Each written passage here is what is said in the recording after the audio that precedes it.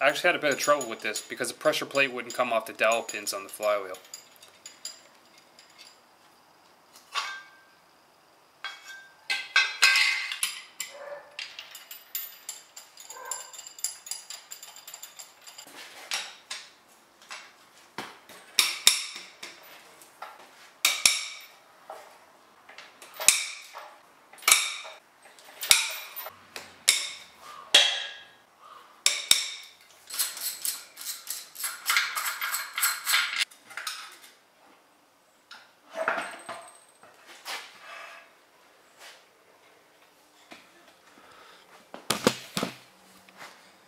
I think it was slipping a little bit. There's a disc. Not sure what kind of clutch it is.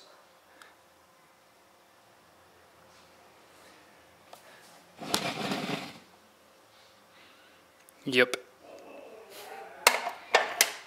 I made this cart with a couple caster wheels from Canadian Tire. Makes it a lot easier to move the transmission around in the garage when I need to.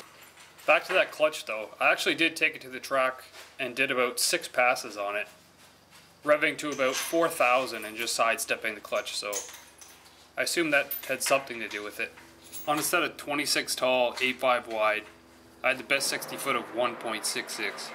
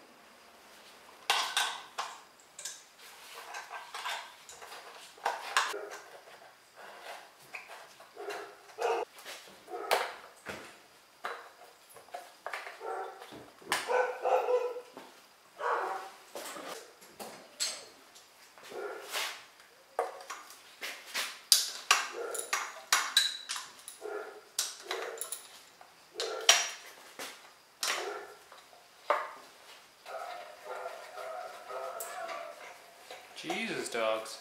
Now for the crank bolt, I did have a holder tool that I built, but ultimately it did end up bending.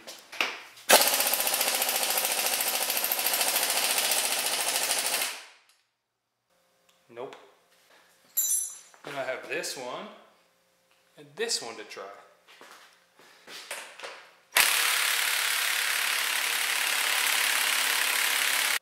Nope.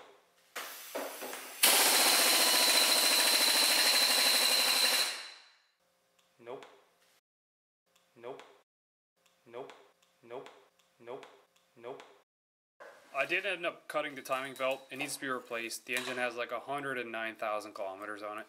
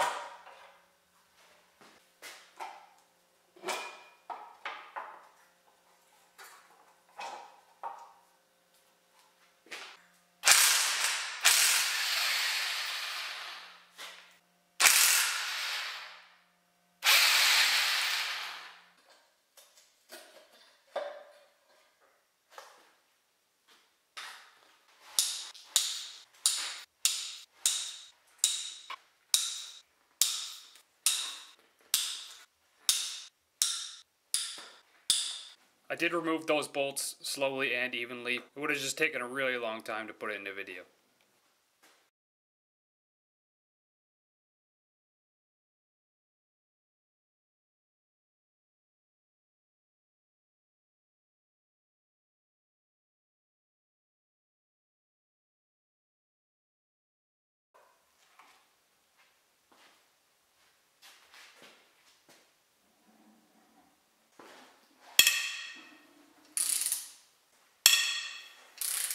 I tried to just use my regular hex socket on these head bolts because I didn't plan on reusing stock head bolts. I didn't want to go out and buy the tool. Unfortunately, I did strip the second one on the intake side, so I went down to Canadian Tire and found the tool. Luckily, I didn't have to drill it out.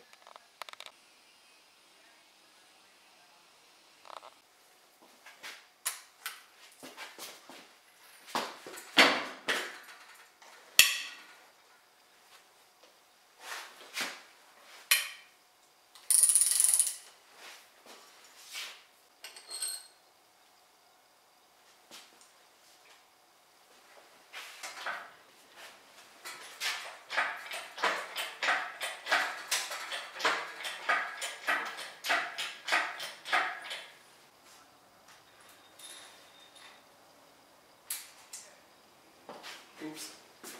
This is what the individual cylinders look like. The walls are a bit glazed up close. Cylinder 1 is the one that lost compression. I won't be using this block. I have another rebuilt one that I'll be using, but I'm going to pull it out and see what happened anyways.